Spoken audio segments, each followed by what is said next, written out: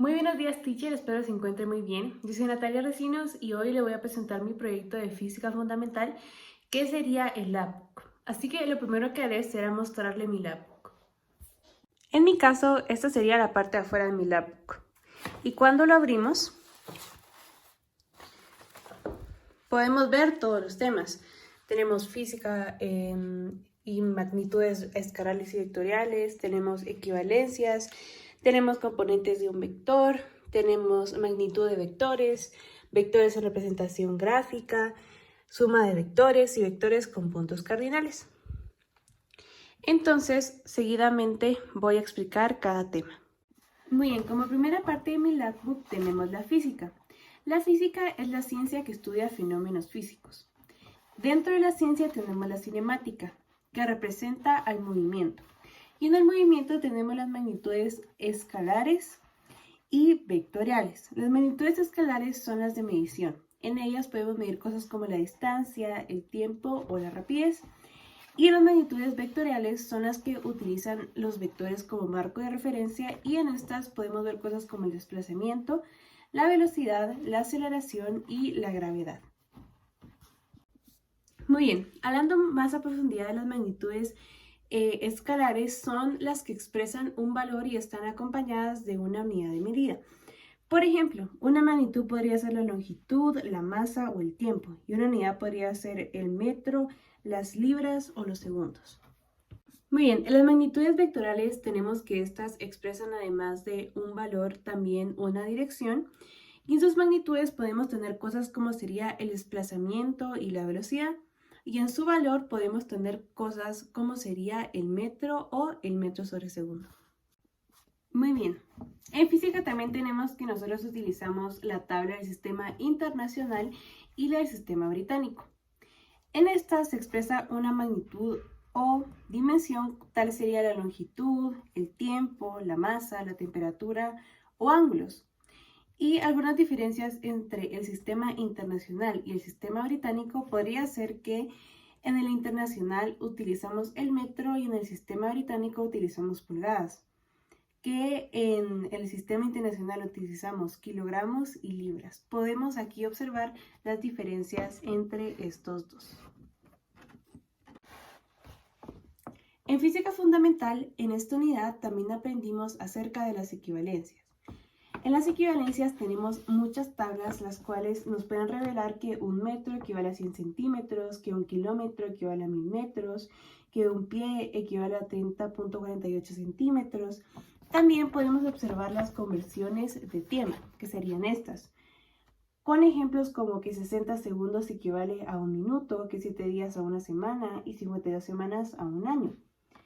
Y en la tabla de longitud, peso y volumen podemos observar datos como que una yarda equivale a 36 pulgadas, que un pie equivale a 12 pulgadas y que una libra equivale a 16 onzas. Estas equivalencias nos sirven para que podamos resolver correctamente lo que vendría siendo las conversiones. Las conversiones son equivalencias que nos permiten saber el valor de una unidad en diferentes medidas. Y para poder realizar estas conversiones correctamente podemos utilizar dos métodos, los cuales serían la regla de 3 y el método de secuencia. Muy bien, ahora hablaremos de las magnitudes vectoriales y los componentes de un vector. Como primer punto, en las magnitudes vectoriales podemos observar que un vector es un segmento de recta orientado que se utiliza para representar gráficamente magnitudes vectoriales. Cuando queremos representar un vector, siempre debemos utilizar el plano cartesiano. ¿Pero qué es el plano cartesiano? Estas son dos rectas numéricas perpendiculares, una horizontal, que sería el eje X, y una vertical, que sería el eje Y, que se cortan en un punto llamado origen. Muy bien, ahora hablaremos de los componentes de un vector. Estos son dos vectores perpendiculares que al sumarlos dan el resultado del vector inicial. Cuando nosotros hablamos de vectores tenemos muchos componentes, pero los principales son la dirección, el módulo y el sentido. Cabe aclarar que para representar un vector necesitamos puntos. Estos puntos pueden ser tanto positivos o negativos. Esto va dependiendo en dónde se hallan los puntos en nuestro plano cartesiano. Por ejemplo, en nuestro plano cartesiano tenemos 4 partes. La parte número 1, la parte número 2, la parte número 3 y la parte número 4. Entonces, estos puntos van a variar dependiendo en qué parte se hallen, ya que en el plano cartesiano tenemos partes tanto negativas como positivas. Usualmente, cuando hablamos de magnitudes de vectores, queremos hallar el punto, calcular el módulo y también la dirección. Lo más importante aquí sería calcular el módulo, lo cual es la medida o longitud. Para esto debemos utilizar el teorema de Pitágoras y también varios elementos como sería la hipotenusa, el cateto opuesto y el cateto adyacente. A la hora que nosotros ya definimos nuestro módulo, tenemos que representarlo con unidades. En nuestra gráfica de vectores es cuando nosotros tenemos ciertos puntos que tenemos que representar ya en el plano cartesiano. Tal sería nuestro ejemplo de que nos dice que el vector h se encuentra en -3 en x, -4 en y. Y lo representaríamos de esta manera. También cuando nos dice que el vector n está representado en 3, tanto en x como en y, lo representaríamos de esta forma. Realmente graficar vectores es muy fácil, pero algo que nos sube un poco la complejidad sería la suma de vectores, lo cual lo podemos hacer tanto de forma escrita como de forma gráfica. En la forma escrita, básicamente lo que debemos hacer es sumar los dos componentes x y los dos componentes y. En la suma de vectores no solo nos referimos a la suma, también nos referimos a la resta. Sería el ejemplo del vector b, en donde haríamos 4 menos 5, lo cual nos daría -1, y 9 menos 4, lo cual nos daría 5.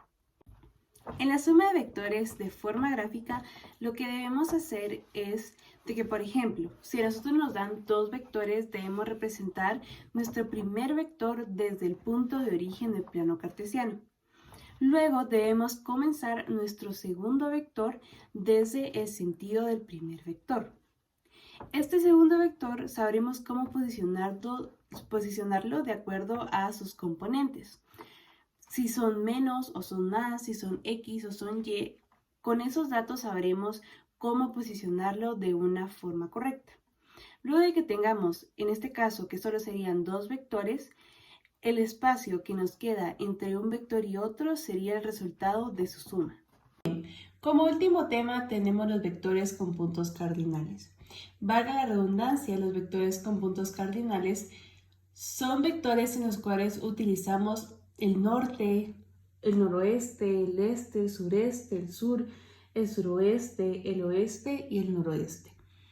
En estos vectores nosotros utilizamos ya grados y utilizamos siempre nuestro transportador para poder realizarlos.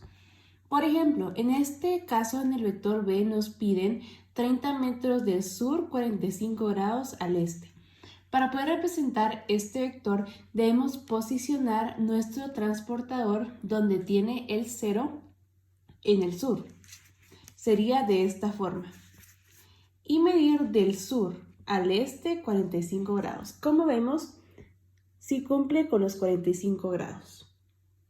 Y así representaríamos un vector con puntos cardinales. Bien, ahora la suma de vectores por el método gráfico. Aquí esto es muy parecido a la otra suma de vectores. Lo que debemos hacer es, por ejemplo, aquí nos piden que el vector A mide 3 metros del este 30 grados al norte. Así que debemos posicionar nuestro transportador en el este y medir 30 grados aquí. Luego debemos nosotros sacar el otro vector desde el sentido de A. Y aquí nos piden del este al norte 73 grados. Así que el transportador lo dejamos así. Medimos 73 grados, como vemos, si los tiene. Y luego unimos la diferencia entre estos dos puntos y así nos daría A más B. Muy bien, con este tema finalizaríamos mi proyecto de unidad. Espero haya sido de su agrado. En realidad, estos temas que vimos esta unidad para mí fueron muy interesantes y fáciles de aprender. Ver vectores es algo muy dinámico, hacer las gráficas también es algo muy bonito y aprender más sobre física fundamental siempre es algo bueno. Muchas gracias.